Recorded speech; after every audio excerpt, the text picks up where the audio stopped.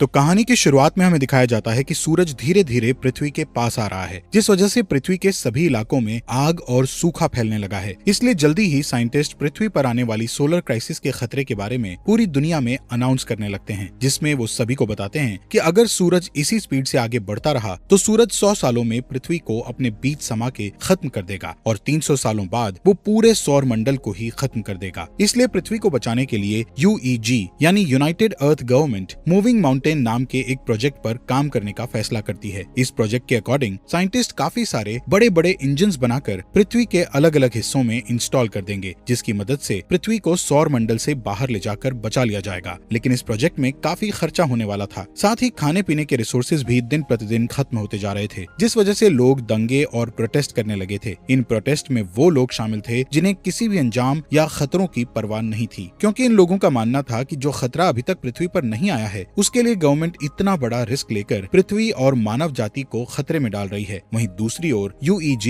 Digital life नाम के एक प्रोजेक्ट यानी DLP पर बैन लगा देती है, जिस वजह से प्रोटेस्ट और भी ज्यादा बिगड़ जाते हैं, क्योंकि DLP एक कट्टर ग्रुप था जिसका मानना था कि इंसानों का फ्यूचर सिर्फ कंप्यूटर में है। असल में वो एक ऐसा प्रोग्राम डेवलप करना चाहते थे जिससे इंसान अपने दिमाग को एक डिस्क में अपलोड कर सकता था, लेकिन रिसोर्सेज की कमी के कारण वो इस प्रोग्राम को आगे नहीं बढ़ा सकते थे। इसलिए रिसोर्सेज के लिए वो हैकिंग करके UEG पर आतंकवादी हमला करते रहते थे। इन सब के बीच UEG नोटिस करती है कि उनके मूविंग माउंटेन प्रोजेक्ट से लोगों का विश्वास उठता जा रहा है, जिस कारण काफी सारे लोग इस प्रोजेक्ट को रोकने की कोशिशें कर रहे हैं। पर तभी चाइनीज एम्बेसडर जाओ इस प्रोजेक्ट के पहले पार्ट को कंप्लीट करने का कहते हैं, क्योंकि उनका मानना था कि पहला पार्ट जल्द ही पूरा हो जाएगा और लोगों को दोबारा उनके मूविंग माउंटेन प्रोजेक्ट पर विश्वास होने लगेगा। जाओ कहते हैं कि इस पहले पार्ट को कंप्लीट करने के लिए सबसे पहले चंद्रमा पर मौजूद इंजन्स की टेस्टिंग की जाएगी, क्योंकि हम चंद्रमा को भी सौर मंडल से धकेलने का प्लान कर रहे हैं ताकि पृथ्वी का ग्रेविटी से कनेक्शन टूट जाए। वहीं UEG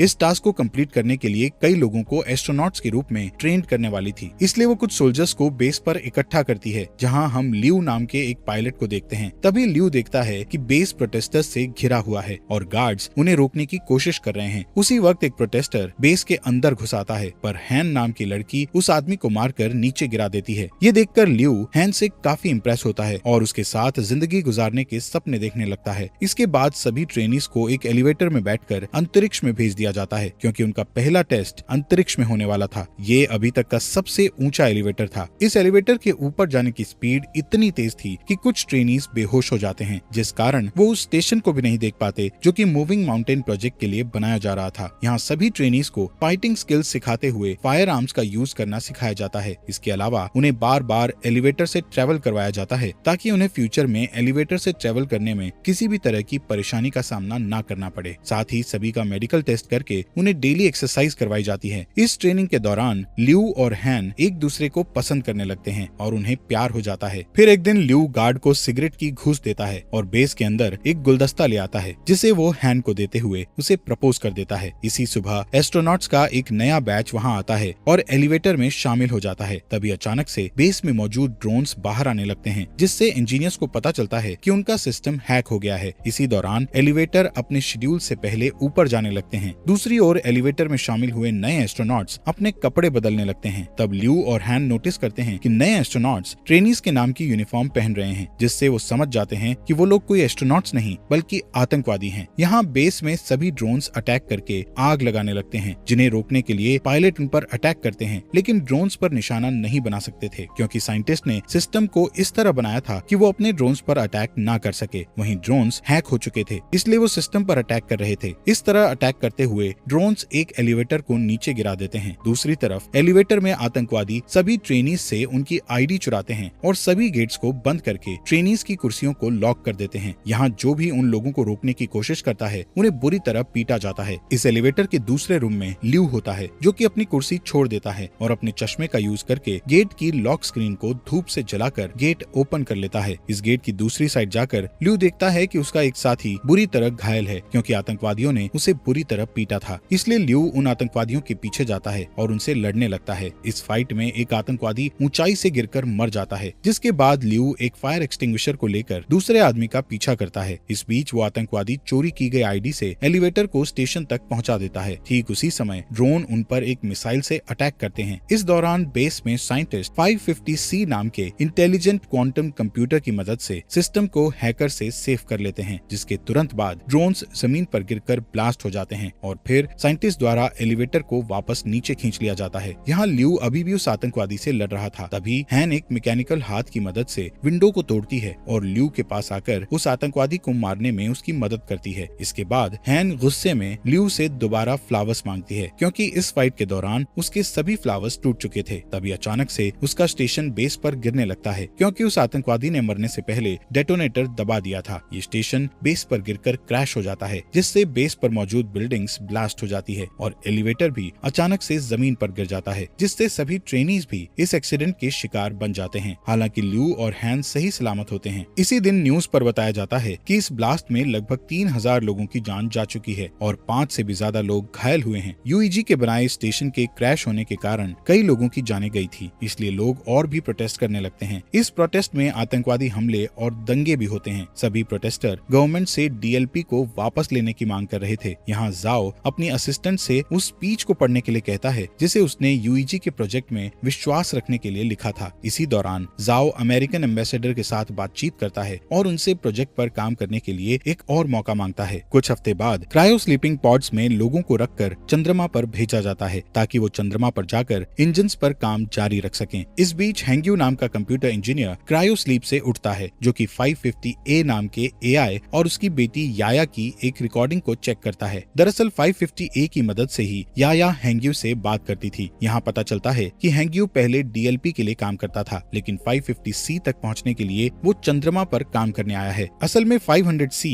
पूरे बेस को कंट्रोल करता है, इसलिए हैंग्यू को लगता है कि वो 500C का यूज याया की क्लिप बनाने में करेगा, जिससे कुछ सेकंड्स के लिए उसकी मरी हुई बेटी का दिमाग एआई में डेवलप हो जाएगा। यहाँ टीम के बाकी मेंबर्स के साथ काम करते हुए हैंग्यू को पता चलता है कि जाओ नाम का कंप्यूटर रिसर्चर 550C का इंचार्ज है और वो चाहता है कि हैंग्यू उनके सिस्टम के ऑपरेशंस पर उनके साथ काम करे। इसके बाद हैंग्यू और जाओ 550C का पहला टेस्ट बेस के हर एक सेक्टर को एक्टिवेट करके करते हैं। जब वो कंप्यूटर के द्वारा वर्क के पूरा होने का वेट करते हैं, तब जाओ हैंग्यू को अपने दिमाग की डिजिटल कॉपी देता है, जिसे कंपनी ने जब्त कर लिया था, क्योंकि उन्होंने डीएलपी पर बैन लगा दिया था। यहाँ जाओ हैंग्यू को समझाता है कि ये तुम्हारे ऊपर डिपेंड करता है कि तुम इस कॉपी को डिस्ट्रॉय करना चाहती हो या नहीं। कुछ समय बाद हैंग्यू याया की क्लिप जाओ को दिखाता है। इस बीच हैंग्यू उस दिन को याद करता है जब वो अपनी पत्नी और बेटी के साथ कार से कहीं जा रहा था। तब अचानक से उसकी कार एक ट्रक से टकरा गई थी, जिससे उसकी पत्नी की तुरंत ही डेथ हो गई थी, पर याया कुछ समय तक जिंदा थी। इसलिए हैंग्यू याया के दिमाग को कंप्यूटर के जरिए जिंदा रखने के लिए उसे डीएलपी के पास ले गया था, लेकिन वो लोग उसकी मदद करना नहीं चाहते थे, क्योंकि उनकी टेक्नोलॉजी अभी तक तैयार नहीं हुई थी। इस बीच हैंग्यू की मुलाकात जाओ से हुई, जो कि पहले डीएलपी में काम करता था। यहाँ जाओ ने हैंग्यू पर एहसान करते हुए याया के दिमाग को 550A नाम के एआई में डाल दिया था। यहाँ प्रेजेंट में हैंग्यू जाओ से रिक्वेस्ट करता है कि वो याया पर 550C का यूज करे, जिससे याया पूरी तरह एआई में बदल सके, जिस पर जाओ हैंग्यू से कहता है कि याया के लिए 550A ही काफी है। इसी बीच उनका सिस्टम डिटेक्ट करता है कि वहाँ Z9 लेवल का सोलर स्टॉर्म आने वाला है, जिससे सभी लोग बेस पर वापस जाने का सोचते हैं, लेकिन उनके पास जो गाड़ियाँ थी उनकी स्पीड ज्यादा नहीं थी, पर फिर भी वो कोशिश करते हैं और किसी तरह सभी इंजन्स को बेस में रखकर उन्हें सोलर स्टॉर्म से बचा लेते हैं। पर इस प्रोसेस में 550C एआई बुरी तरह जल जाता है, जबकि प्रोजेक्ट को 3 दिनों में लॉन्च करना था, जिसके लिए उन्हें एक एआई की बहुत ज्यादा जरूरत थी। तब हैंग्यू जाओ को अपना 550A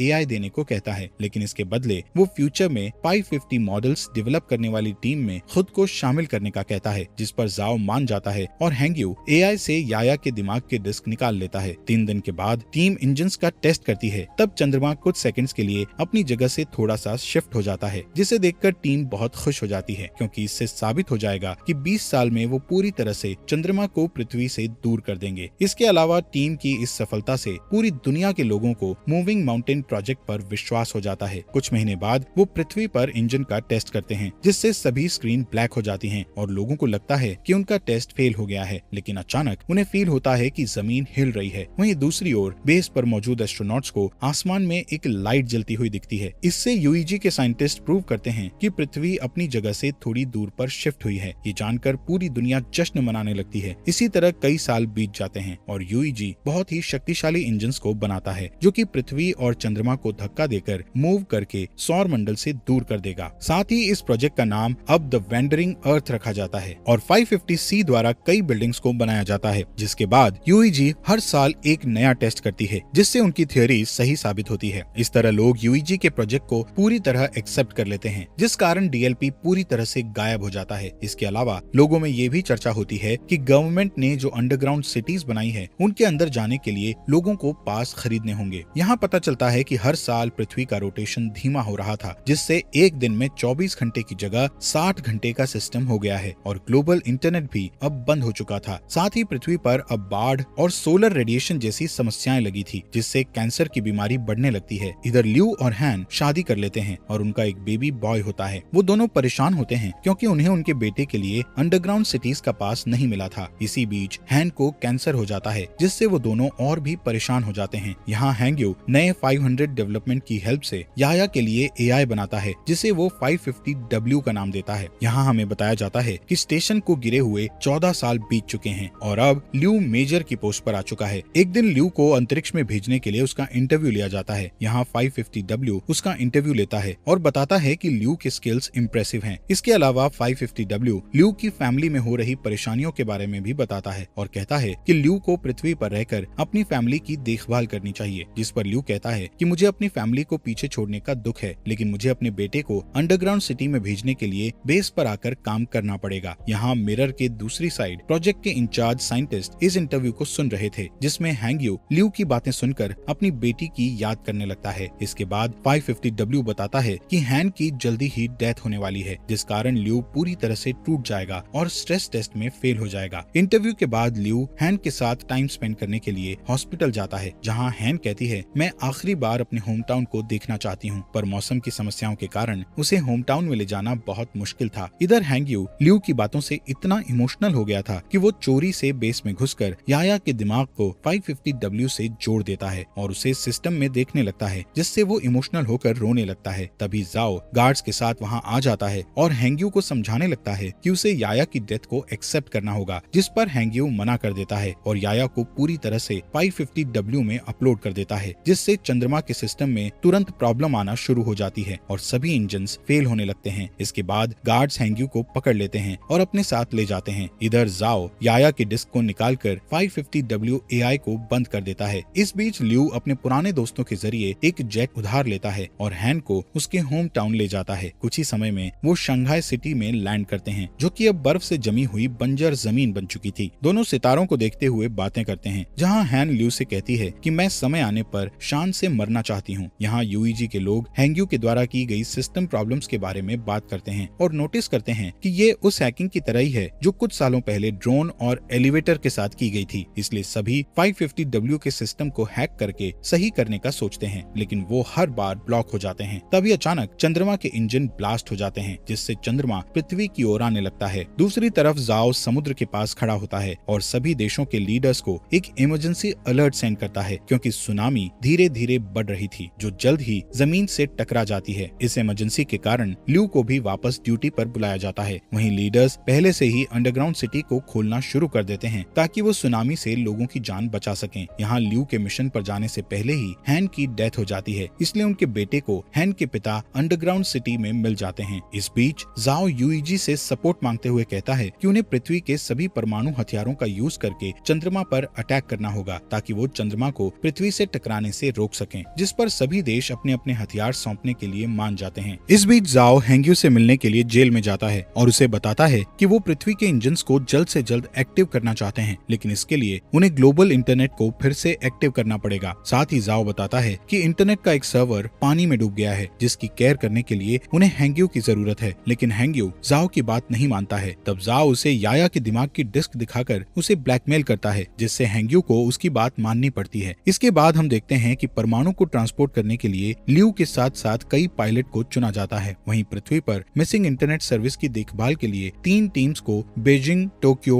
और डैलस भेज दिया जाता है। इसके बाद चुने हुए पायलट्स शटल्स के साथ चंद्रमा के लिए रवाना हो जाते हैं, जहां अंतरिक्ष में एस्ट्रॉइड्स प्लैनेट तेजी से शटल से टकराने लगते हैं, जिससे कई शटल्स क्रैश हो जाते हैं और टीम को 200 हथियारों का लॉस हो जाता है। इस वजह से अब उनके पास सिर्फ 180 हथियार ही बचे होते हैं। थोड़ी ही देर में बाकी के शटल्स चंद्रमा की सतह पर आ जाते हैं, लेकिन तभी एस्ट्रॉइड्स एक शटल को हिट कर देता है, जिससे ल्यू की शटल भी क्रैश हो जाती है। इसलिए उन्हें मजबूरन जमीन पर उतरना पड़ता है। इस दौरान उन्हें 384 हथियारों का फिर से लॉस हो जाता है। यहाँ बचे हुए लोग टेप को ढूंढने लगते हैं ताकि वो उनके टूटे हुए हेलमेट को ठीक करके अपने घाव पर पट्टी कर सकें। इसके बाद वो लोग तय करते हैं कि वो लोग बचे हुए हथियारों को पैदल ही चंद्रमा पर फिट कर देंगे, पर ल्यू नहीं चाहता था कि इस काम को करके यंग लोग मारे जाएं, इसलिए वो अकेला शटल से बाहर आकर गेट को बंद कर देता है। यहाँ पृथ्वी पर तीनों टीम्स सर्वर की जगह पर पहुंचकर पानी के नीचे चली जाती हैं, जहाँ ड्रोन और स्पेशल टूल्स की मदद से हैंग्यू की टीम बिल्डिंग में जाती है और सर्वर का दरवाजा ढूंढने लगती है। लेकिन जब वो दरवाजे को जबरदस्ती खोलते हैं तो उनका एक आदमी बुरी तरह घायल हो जाता है। तब जाओ उसके घावों को सही करने की कोशिश करता है, लेकिन उनके पास घाव को ठीक करने के लिए कोई सामान नहीं था, जिस कारण उस आदमी की डेथ हो जाती है। जिसके बाद हैंग्यू और जाओ इंटरनेट को वापस लाने के लिए कनेक्शन बनाने का डिसीजन लेते हैं। दूसरी तरफ ल्यू हथियारों को एक ट्रक से ले जाने लगता है। तभी अचानक चंद्रमा का मलबा पृथ्वी से टकराता है, जिस वजह से बिल्डिंग्स हिलने लगती है और कुछ हार्डवेयर जाओ के पैर पर गिर जाते हैं, जिससे वो बुरी तरह फंस जाता है। तभी उस रूम में पानी भरने लगता है। दूसरी ओर हैंग्यू अपने ड्रोन की मदद से भी रूम का गेट नहीं खोल पा रहे थे, इसलिए जाओ उसे जल्दी से पासवर्ड की दे देता है, पर इस दौरान जाओ की पानी में डूबने से डेथ हो जाती है। इसके बाद चंद्रमा का मलबा पृथ्वी की मेजर लोकेशंस को डिस्ट्रॉय करने लगता है, जिससे अंडरग्राउंड सिटीज में जा रहे लोग पैनिक होने लगते हैं। वहीं यूईजी में जाओ को बुरी खबर मिलती है कि उनके पास परमाणु हथियारों का एक साथ ब्लास्ट करने के लिए समय नहीं है, जिससे जाओ उम्मीद खो देता है। पर तभी उसका एक आदमी उसे सोल्यूशन बताता है कि अगर वो अंतरिक्ष में और भी एस्ट्रोनॉट्स को भेज देंगे तो हथियारों को मैनुअली ब्लास्ट किया जा सकता है, यानी कि सभी एस्ट्रोनॉट्स को अपना सेक्रीफाइस करके दुनिया को बचाना होगा। इस ऑपरेशन के लिए 300 लोगों की जरूरत थी। यहाँ एक पुराना पायलट कहता है कि ऐसा करना हमारा कर्तव्य है, पर यंग लोग फ्यूचर की देखभाल करने के लिए हैं, इसलिए उनका सेक्रीफाइस ना किया जाए। उस पायलट की बात मानते हुए सभी पुराने पायलट्स को एस्ट्रोनॉट्स की टीम के साथ चंद्रमा पर पहुंचा दिया जाता है, जहां ल्यू उन्हें आता हुआ देखकर चौंक जाता है, लेकिन उसका कम्युनिकेटर टूट गया था, इसलिए वो पृथ्वी पर वापस लौटने से पहले अपने पुराने टीचर और ट्रेनिंग पार्टनर्स को गुड बाय नहीं बोल पाता है। दूसरी ओर यूईजी बताती है कि टोक्यो और डैलस के सर्वर वापस आ चुके हैं, लेकिन बीजिंग का सर्वर अभी तक नहीं आया है। यहाँ बीजिंग में हम हैंग्यू को देखते हैं, जिसके रूम में पानी भरने लगता है और वो की को सही कंप्यूटर से नहीं जोड़ पाता। तभी चंद्रमा पर एस्ट्रोनॉट्स सभी परमाणु हथियारों को ब्लास्ट करने लगते हैं। ठीक उसी समय हैंग्यू भी उसकी माइंड डिस्क को एक कंप्यूटर से जोड़ देता है, जिससे चंद्रमा बुरी तरह ब्लास्ट हो जाता है। पर अब चंद्रमा का मलबा तेजी से पृथ्वी की ओर आ रहा था, इसलिए पृथ्वी को जल्द ही वहाँ से हटाने की जरूरत होती है। यहाँ हैंग्यू याया की क्लिप को एक्टिव करता है और उसे की दिखाकर अंदर से इंटरनेट को एक्टिव करने के लिए कहता है। तभी रूम में पानी भर जाता है, जिससे हैंग्यू की भी डेथ हो जाती है। वहीं चंद्रमा का मलबा पूरी दुनिया में गिरने लगता है। तभी यूईजी इमरजेंसी मैसेज भेजकर बताता है कि उनका मिशन फेल हो चुका है, जिससे शहरों में दंगे होने लगते हैं। वहीं जाओ हार नहीं मानता और अपनी टीम को इंजन्स में आग लगाने को कहकर उन्हें उल्टी गिनती शुरू करने को कहता है। इसी दौरान बीजिंग में हैंग्यू का दिमाग अचानक कंप्यूटर के अंदर एक्टिव हो जाता है, जहां वो अपनी बेटी से दोबारा मिलकर बहुत खुश होता है। इसके बाद हैंग्यू एआई में जाकर इंटरनेट सर्वर को एक्टिव कर देता है। तभी जाओ के आदेशों का पालन करते हुए एक आदमी इंजन्स को स्टार्ट कर देता है और फिर देखते ही देखते पृथ्वी मूव करने लगती है और चंद्रमा के मलबे से बच जाती है। ये देखकर पूरी दुनिया के लोग जश्न मनाते हैं। यहाँ ल्यू शटल से ही पृथ्वी को हिलते हुए देखता है, इसलिए वो जल्दी से वीडियो रिकॉर्ड करता है ताकि वो अपने बेटे को ये सीन दिखा सके। दूसरी ओर हैंग्यू और याया के दिमाग का बैकअप 550W में एक साथ मिक्स हो जाता है। इसके बाद हमें 7 साल बाद का सीन दिखाया जाता है, जहाँ पृथ्वी वापस से 24 आवर के सिस्टम में आ चुकी है और जाओ रिटायर्ड हो चुका है। लेकिन अब उनकी असिस्टेंट यूईजी में उनकी लेगेसी को आगे बढ़ा रही है। अब क्योंकि चंद्रमा से उनको कोई भी खतरा नहीं है, इसलिए वो अपने प्लान का सेकंड पार्ट शुरू करते हैं, जिसमें वो 10 साल के अंदर जुपिटर प्लैनेट के पास से उड़ेंगे और फिर पृथ्वी को हमेशा के लिए सौर मंडल से बाहर कर देंगे। इसलिए इंजन्स पर नजर रखने के लिए एक स्पेस स्टेशन बनाया गया है, जिसका इंचार्ज ल्यू है। और इसी के साथ ये मूवी यहीं पर खत्म हो जाती है। दोस्तों, आपका दिल से शुक्रिया आपके अपने फॉक्स एक्सप्लेनर हिंदी चैनल को सब्सक्राइब करने के लिए।